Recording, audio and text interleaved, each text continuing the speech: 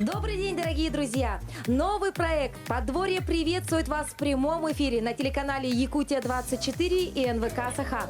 Хотелось бы напомнить вам, о чем этот новый проект. Действительно, «Подворье» — это уникальная передача про то, как благоустроить свой дом, свои дачные участки.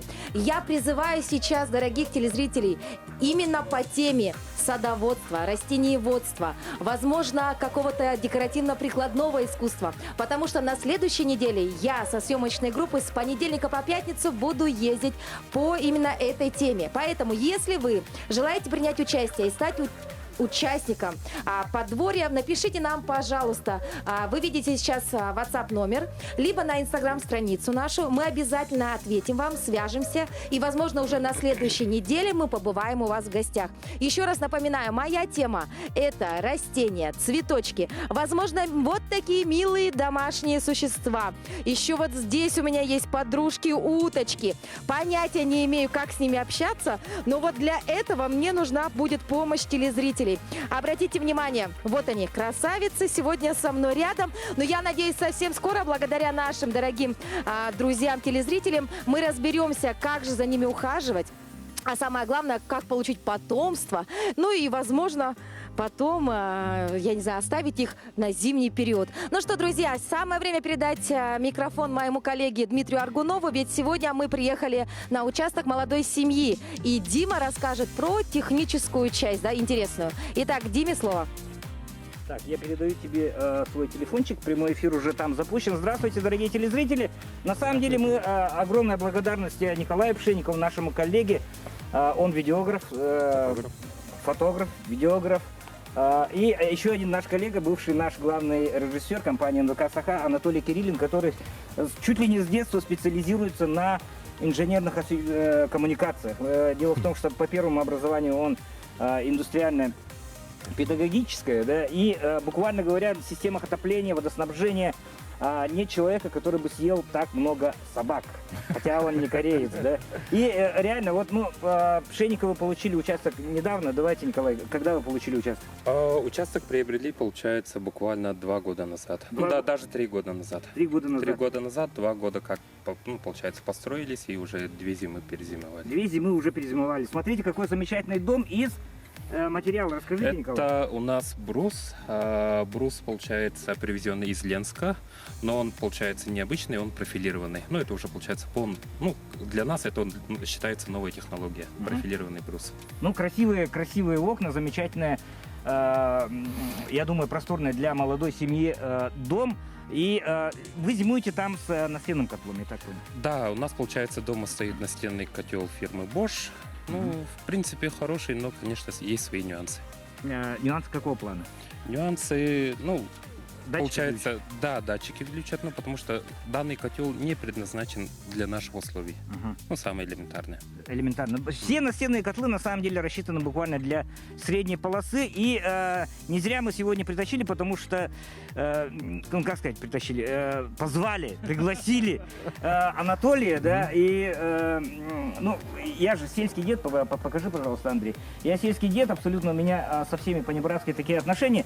И Анатолий, еще раз говорю, стоит задача поменять систему отопления мнению. Какой же Аргунов без шкурного интереса, да? Потому что, еще раз, тот же самый вид настенный котел у меня, который отапливает дом с гаражом площадью 100 квадратов, здесь получил абсолютно иное решение, которое, по рекомендации Анатолина, мы будем ставить. Я более чем уверен, кстати, по цифрам, на дом сколько тратится примерно газа вот за зиму, зимний период, отопительный период? Примерно 1000 кубов на 1 месяц. На 1 месяц. На 1 это 5-6 тысяч примерно. Это где-то 5500.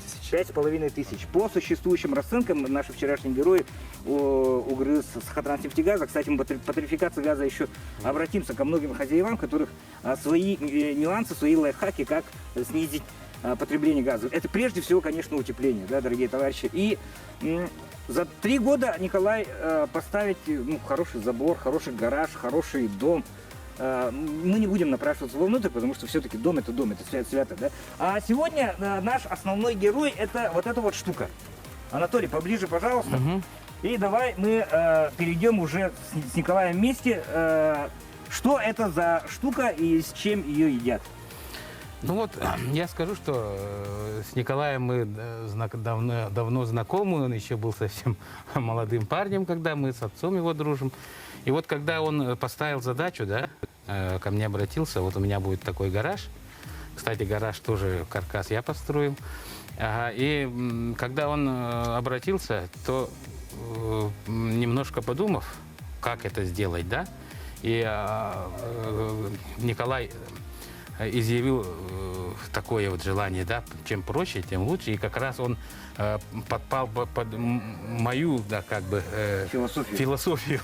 И как раз мы с ним вот так и решили, что давай выберем такое-то, да, вот такую систему. И, конечно, мы начинали с котла. И вот когда Коля сказал, что есть такой котел, он, кстати, новый, вот на нашем рынке. И вот изучив его, мы решили его поставить. И как бы даже получается у нас такой маленький экспериментик получается. Да.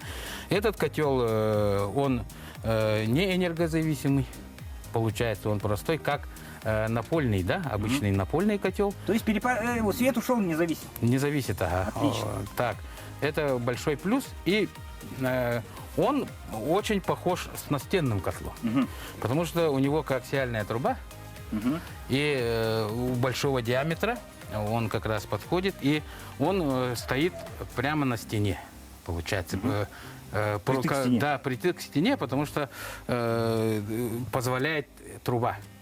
Вот такая коаксиальная. И вот инженеры сделали вот такую трубу. И как показала практика, да, вот этой зимой, очень холодной зимой, да, и мы сошлись во мнении, что это очень такое удачное решение, когда даже дома сейчас вот Николай думает поставить такой котел, потому что настенный он начал глючить уже года через два. Ну, обычно, по моей практике, это 4-5 лет. Обычно начинают там трехходовые краны выходить из строя, автоматика глючит. Но когда вот все это зависит, где котел стоит. В принципе, по этому, да, по розе ветров. Допустим, у Николая этот Bosch тоже простоял бы, да, но так как чуть-чуть он стоит на той стороне, вот где северный, получается у него коаксиальная труба у настенных маленькая, и вот он начинает забиваться конденсатом, просто тепло не успевает его прогревать. И получается, он начинает выключаться, там, глючить, и ему приходится забирать воздух изнутри. Из помещения. Из помещения. То есть крышка, получается, вы на зиму снимаете и дубак в котельной, Ну, да? в целом, получается, крышку приоткрываю, ну, как бы в целях безопасности, потому что у него там находится вот такая термоизоляция все-таки. И да, он забирает, получается, воздух из помещения, и поэтому, ну, как бы, там очень большое потребление воздуха, и поэтому, как бы, весь теплый воздух, который в котельной вырабатывается, Уходит. Все уходит в трубу, грубо говоря. Грубо говоря, в трубу. Но на самом деле, смотрите, вот на таком расстоянии, да, и мы смотрим абсолютно продуваемое всеми ветрами. Ну, смотрите, открытое пространство же, да? Да. И здесь не было ни задувания, ничего. Ну вот этот котел именно установлен, получается, по розе ветров, он направлен, получается, в южную сторону. У нас в основном в зимнее время дует северный ветер, и получается вот эта зона, она... Не продувается. Да, не продувается, она остается, ну, такой затишкой. Ага. И поэтому, в принципе, проблем с задуванием у этого котла за всю зиму ни разу не было. И преимущество вот данного грибка, то, что инженеры разработали его так, то, что он, ну, не должен его задувать. А как с конденсатом? Ну, насколько, Да. на какую вон, смотрю, Это сантиметров на самое 70? интересное. Ага. Да, он Да, стоит, конденсат получается, сколько на капает? высоте вот где-то 70 сантиметров от земли. Конденсата у него капает, ну, сантиметров на 10. Ну, где-то вот, давай вот так покажу. Вот Да, примерно так. Да? примерно так. Примерно вот так. Вот так вот он расплывается, по земле уходит. Да, да. Ага, то есть таких явлений, палочек Деда Мороза, как на Да, настенных котлах. таких сосулек и так далее нету. Я зимой приезжал, ну, образование было чуть-чуть вот здесь, да? Уржак. Да. Урожай, да. Ага. Вот здесь было. и все, и он спокойно удаляется, и все, он простоял вот самую холодную зиму. Ага. Почему Анатолий Анатольевич Кириллин настоятельно рекомендует мне поставить, еще раз говорю, парапетную систему? Это же, по сути, парапетный котел. Это парапет, Мы сейчас да. зайдем вовнутрь, посмотрим марку, даже попробуем разжечь этот котел. Да? Почему? Анатолий знает, он даже принимает активное участие в оснащении моего гаража, в котором стоит система отопления, котел, вернее, различными инструментами. У меня гараж полностью забит, он постоянно в стружке, да, поскольку я работаю с деревом, постоянно в стружке. И прикиньте, вот я решаюсь на напольный котел с чугунным теплообменником, который по КПД гораздо выше, да. Это было бы лучшее решение, типа Baxi Slim или того же Lemax Leader и так далее, с чугунным теплообменником, это было бы ништяк на самом деле. Но в случае с моим случаем, постоянно забитый стружкой гараж, это не есть хорошо, потому что горелка моментально выйдет из строя. Согласись, Анатолий? Да. Ага. И система с коаксиальным дымоходом, то есть это получается дымоход напольного котла. То есть давай обратимся немножко. Сколько стоит примерно хорошая система дымоотвода для напольного котла? Ну, это зависит от материалов, да, из которых дымоходы сделаны. Но это начинается самое дешевое от 15 прямо до 70 тысяч. До 70 тысяч. Когда идет. А если еще турбонасадка, если принудительный отвод продуктов сгорания, да, это сотню тысяч может выйти, если у вас достаточно мощный котел. Допустим, вот один наш друг еще один, у которого помещение жилое 160 квадратов. У тебя, кстати, сколько там? 120 примерно? Нет, 150. 150 квадратов. 150. Ну вот у него 160 квадратов и гараж тоже примерно такой площади. Но у него сопоставимая примерно разница по теплотрассе. Ну, то есть, получается, котел стоит здесь, дом там. И Анатолию этим летом предстоит достаточно много работы для того, чтобы переоборудовать систему отопления, которая, имеется у меня, и, б, которая, ну, допустим, у наших друзей. Да и постоянных заказов, кстати, рекомендую, обращайтесь. Анатолий Кириллин, один из лучших специалистов в области систем отопления и инженерной коммуникации. И философия, мы назвали тебя общественником, потому что мы с давних пор пытаемся продвинуть одну очень простую истину. Вот, Анатолий, на твоей практике, когда случается обычная неисправность с настенным котлом? Обычно в новогоднюю ночь. Как говорится, да? Это в лучшем случае, да? Это, да. Потому что, ну, никто не отменял этот, да, закон-то подлости. Потому что котлы, по моей практике, отказывают, когда нет хозяина дома. Это во-первых. Или когда бабушка или дедушка, или когда дети остаются. Вот этот котел может в любой момент отказать ночью, допустим, когда в 4 утра, когда человек спит, утром просыпается уже в холоде. Вот, поэтому я сразу скажу, что я не против настенных котлов. У них КПД больше. Да, КПД больше. Они при хороших условиях работают очень хорошо. Ни в коем случае я не говорю, что это очень плохие котлы. Нет, они очень хорошие. Но тут надо вот хозяевам выбирать. Если у них остаются дома родители пожилые, или женщина, да, с ребенком постоянно находится одна, или вообще женщина, да, одинокая, или, ну, какие-то такие вот, или человек все время на выезде, в разъездах, то тут стоит подумать, потому что такие котлы обычно через 3-4 года начинают уже, это уже не секрет, все говорят, те, кто даже обслуживает. И потом я всегда говорю, если у нас в Якутске, да, есть сервис, могут быстро приехать, это все сделать, да, и, кстати, это не дешево, то в районах, да, мы по всей республике мониторим, в районах, когда сейчас уже везде газ проводят, в деревнях, такие котлы могут составить, конечно, очень такую проблему. Поэтому я всегда вот говорю, надо тут выбирать то, что проще и доступнее, это всегда надежнее, и поэтому тут надо выбирать. Я вот всегда говорю, когда вот дом красивый, каменный, прямо как в Европе, да, тогда можно технически изгаляться, да, все какие-то дорогие системы ставить, если у вас финансы позволяют. Но если в деревне такой, ну, не брусовый, допустим, простой дом деревенский, допустим, изба, то я думаю, не стоит там ставить суперсовременные системы. Вот к тому я иду, чтобы люди поняли, с чем они могут столкнуться. Дорогие друзья, поверьте мне, в ходе реализации проекта, который назывался «Дом Сумов», в котором Анатолий тоже принимал активное участие, но там было максимально продвинутое инженерное решение. Вплоть до того, что отопление ребята провели, рассчитывали ребята из Донфоса, московские очень крутые ребята на самом деле. Они работали на максимальной КПД. Поэтому они сказали, ну вот отопление у тебя должно быть 20-й трубой. И все, которые обслуживают котлы, которые обслуживают систему отопления, они приходят, и у них волосы встают дыбом. 20-я труба. Достаточно большое плечо, да? Это московские регионы. Это московские ребята, да, считают. Но, еще раз говорю, они добились максимального КПД. Справедливости ради, потребление вот на моем объекте, ну, 1500-2000 максимум, да? Это на 100 квадратов отапливаемое, 1500-2000. Это нормальный показатель, да? Нормальный. Нормальный показатель. И еще раз, удобство управления, допустим, выставляешь режим хозяин не дома, система поддерживает температуру там порядка 15-16 градусов, а перед приездом, допустим, ты можешь поднять температуру в помещении до приемлемых 25-26 градусов, приезжаешь в теплый дом, это ни с чем тоже не сравнимо. Но еще раз говорю, жизнь такая разная, бываешь в командировках, бывают пожилые люди дома, и когда выскакивает код ошибки, там, допустим, 125, поди им разберись, да, что это такое Е25. Они интернета не знают толком. Поэтому давайте мы зайдем вовнутрь. Зайдем вовнутрь и посмотрим всю эту систему. Дарья, которая ведет наш второй прямой эфир тоже. Вот мы смотрим гараж.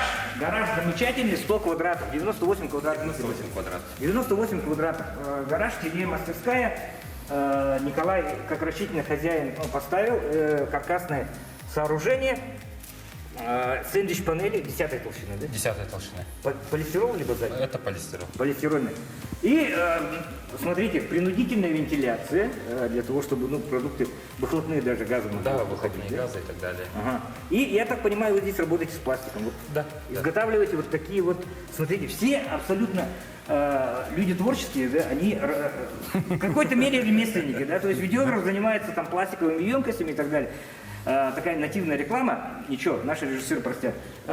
Смотрите, какой замечательный, аккуратный верстак. Да? Это гордость, наверное, любого хозяина, в котором все имеет свое место. И вот, собственно, стоит... Николай, давайте подойдем, и Анатолий тоже. Вот, собственно, стоит котел. Он сейчас не включен, да? Он сейчас не включен. Давай откроем внутренности и посмотрим, из чего он состоит. Друзья, это... Вот так. Ничего больше.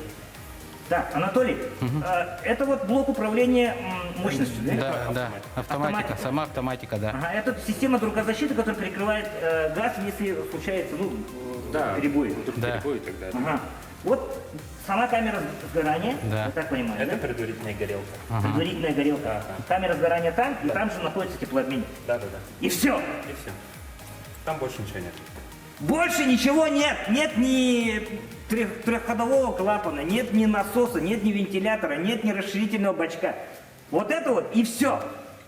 Понимаете? И стоит это вот богатство стоит, я скажу рыночные цены, это на 16 киловатт стоит порядка 30 тысяч вместе вот с этой системой дымоудаления. Да, где-то 26-27 тысяч.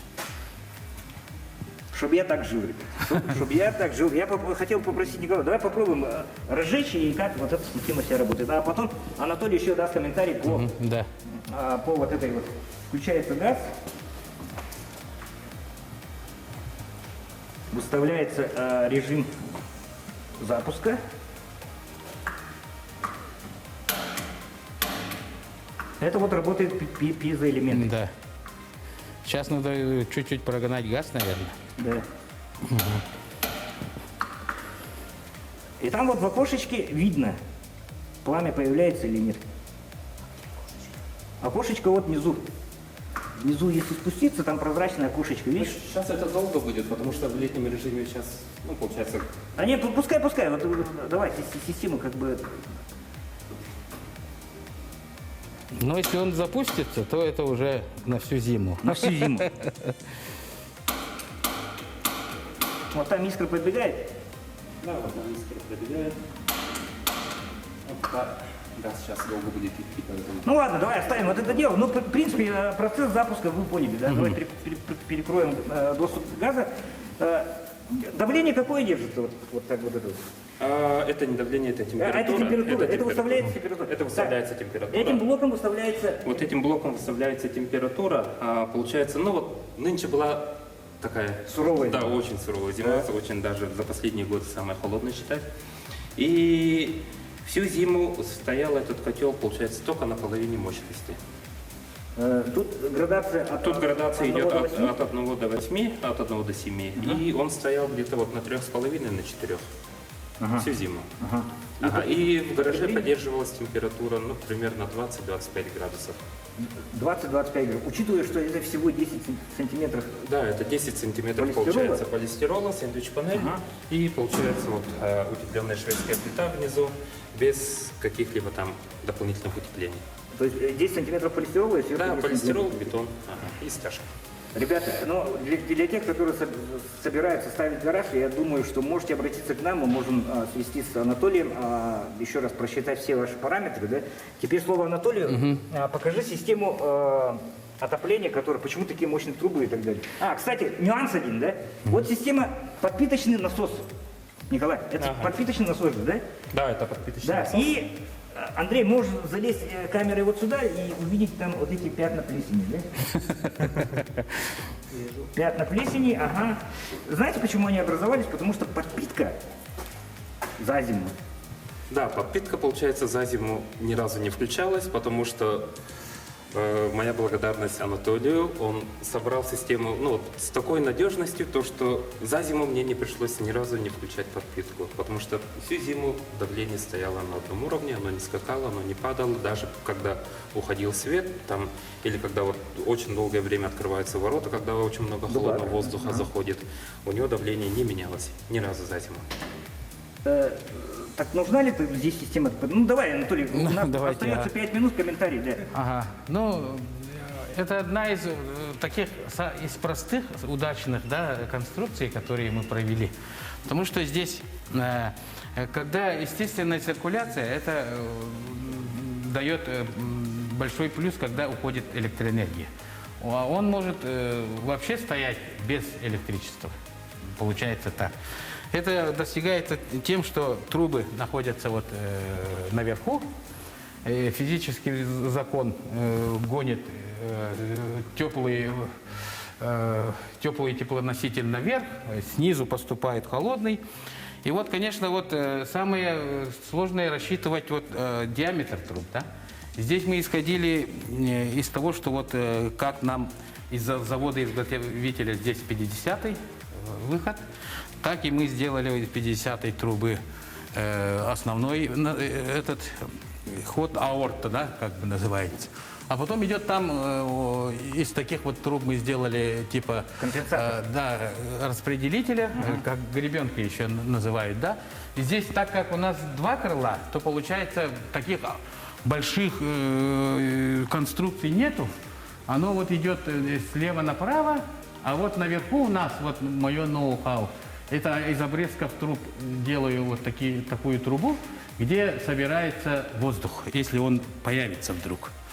Потому что обычно ставят автоспускники, да, но они иногда не срабатывают. Вот так же покрываются плесенью, а потом начинают не пропускать. И воздух собирается там. И расширитель вот рассчитан на 18, да, у нас стоял? Да, 18. Да. Почему он так стоит? Вот мы его болтаем вот. Его надо очень хорошо настроить под это давление. Потому что делают большие ошибки, когда ставят его с завода прямо, да, и ничего не делая. Вот здесь есть стравливатель воздуха, и здесь вот насос, как на автомобильной камере, да, шине, колесах. И здесь можно стравить воздух или закачать воздух. И этим самым мы добиваемся настройки того, что здесь 1/3 должна быть воды. А так как всякими датчиками иногда мы не пользуемся, то нам проще снять вот эту емкость и просто его болтать вот так. Ты как почувствовал, что он потяжелел, ее ставишь и все. Вот и посмотрите, батареи у нас без всяких там ничего, просто запорная арматура стоит. И вот она распределяется через 25-ю трубу, она уходит. Так. И вот здесь завязаны вот 4 батареи. Так, а на этом крыле даже 5. Да, здесь 4. Получается 9. И, конечно, мы поставили насос для того, чтобы это все-таки гараж. Закрываются, открываются ворота. Бывает много холодного воздуха, поэтому, чтобы выровнять, здесь также ставится насос. Этот насос полнопроходной, когда отключается энергия, он не особо препятствует. Спокойно пропускает теплоноситель. Мы раньше делали как бы обход, да, байпас, но сейчас такой необходимости нету, потому что электроэнергия уходит максимум на 5-6 часов, да? Вот поэтому все-таки пришли к такому мнению. И вот то, что мы собрали, вот у нас это вот группа защиты котла. Если вдруг повышение давления, то он сбрасывает также сюда воздух. В год один раз можно открыть этот кран чуть-чуть. Если воздух есть, он прогонит лишнюю жидкость опять же сюда. Никто ничего не марается, все спокойно все это делается. И вот, Николай, скажи, да, вот сколько потребления в самое холодное время? Ну, буквально одну секунду, сколько? Ага. По деньгам, по рублям. По деньгам выходит где-то около 4,5-5 тысяч. 4,5-5 тысяч на этот гараж. Друзья мои, наш эфирчик продолжится еще в Инстаграме, да, а телевизионный основной эфир, к сожалению, прерывается, поскольку у нас время вышло. Мы за столь увлекательной беседой, комментариями Анатолия пропустили все вот этот вот момент. Огромное спасибо, Николай, за то, что прокомментировали. Я для себя решение принял, Анатолий. И еще раз говорю, достаточно компактный, достаточно... Кстати, он может работать как конвектор, тоже там конвекционная решетка тоже есть, да? Для своего дома с гаражом на 100 квадратов это самое логичное решение. Я очень хочу надеяться, что у меня не будет никаких больше проблем ни с автоматикой, ни с чем. Так что увидимся завтра в очередном выпуске программы «Подворье». Мы с вами прощаемся. И еще раз говорю, огромное спасибо хозяевам и Анатолию. Пока.